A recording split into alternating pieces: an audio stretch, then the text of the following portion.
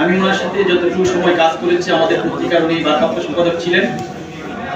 আমার কাছে একজন সাদা মনের মানুষ, সদালাপী, হাস্যোজ্জ্বল। আমার দৃষ্টিতে আমি মনে করি উনি একদম নিখুঁত মনের একজন মানুষ, যেখানে কোনো খুঁত আমার দৃষ্টিতে ছিল না। আমি ওনার সাথে কাজ করতে গিয়ে প্রাণপণ যেটা আমি দেখতে পেরেছি, ওনার যে সারা বাংলাদেশের ভক্তবৃন্দ ওনাকে যেভাবে মানুষ স্মরণ রাখে, এটা আমি এখন যা দেখছি তার চেয়ে অনেক বেশি দেখেছি। আমি যখন পত্রিকায় বসতাম, মিছিল আকারে আসতো মানুষ তার সাথে শুধু সাক্ষাৎ করার জন্য।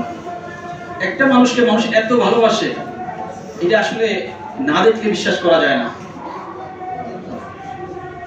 এই যে আমরা যারা এখন বর্তমানে বসবাস করছি, আমাদের বিশেষ করে আমাদের চরিত্রের সাথে বিশেষ করে অর্থনৈতিক একটা বিষয় যায়। বাট নিজেই একটা মানুষ ছিলেন, আমাদের এই পত্রিকায় কাজ করতেন। কোনোদিন আমি টাকা পয়সার যে একটা চাওয়া, আকাঙ্ক্ষা, এই জিনিসটা আমাকে কোনোদিনও বলেনি। ঠিক, আমি পাইনি কোনোদিন। আমি আপনাদের কাছে আজকে আমাদের দুদু ভাইয়ের কাছে আমার একটা আবদার থাকবে।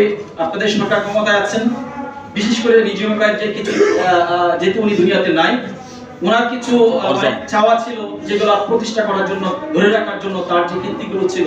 বিশেষ করে উনি কবিতা মঞ্চ করেছিলেন, উনি সাংবাদিক মঞ্চ করেছিলেন।